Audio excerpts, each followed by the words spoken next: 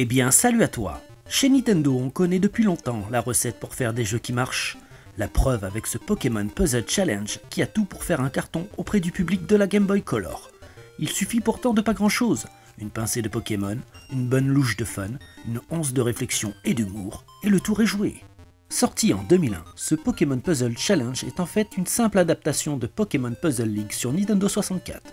Il reprend la base de Tetris Attack, et on ne va pas s'en plaindre, car ce concept fait certainement partie des meilleures variantes de Tetris connues à ce jour. Première différence avec le Tetris original, les blocs ne tombent plus du haut de l'écran, mais arrivent par en bas. Le but du jeu reste néanmoins très similaire, empêcher d'atteindre le haut de l'écran en alignant au moins 3 blocs de la même couleur. La principale originalité du jeu réside dans le fait que vous n'agissez pas directement sur les blocs, mais sur un curseur qui vous permet d'intervertir la position de 2 blocs adjacents horizontalement.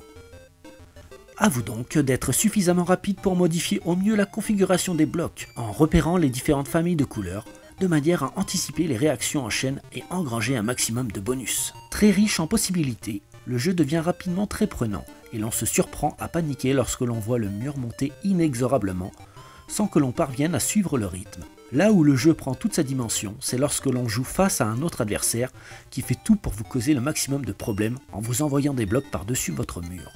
Les parties deviennent alors de vrais concours de combos et de réactions en chaîne, le tout dans une ambiance sonore très motivante. Et pour cela, il n'est pas obligatoire de jouer à 2, et donc de posséder 2 cartouches, puisque le mode challenge vous opposera directement à d'autres concurrents.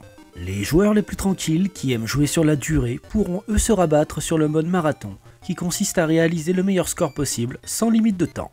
N'oublions pas non plus que le soft profite également de la licence des célèbres Pokémon, et l'on peut dire que cela apporte un réel plus au jeu. Le joueur incarne ainsi un jeune dresseur qui va devoir affronter toute une ribambelle d'autres dresseurs, plus expérimentés. Avec seulement 3 Pokémon en poche, du moins au départ, la nouveauté c'est l'apparition de cette version des nouveaux Pokémon Or et Argent.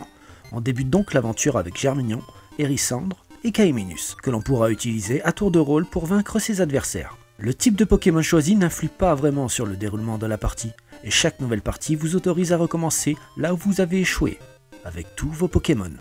Même si le mode challenge est un peu court avec 7 dresseurs à battre suivi du conseil des 4, le fait de pouvoir récupérer de nouveaux Pokémon en respectant certaines conditions renouvelle considérablement l'intérêt du jeu. Dommage que l'on n'ait pas réellement d'indication sur la manière de les obtenir.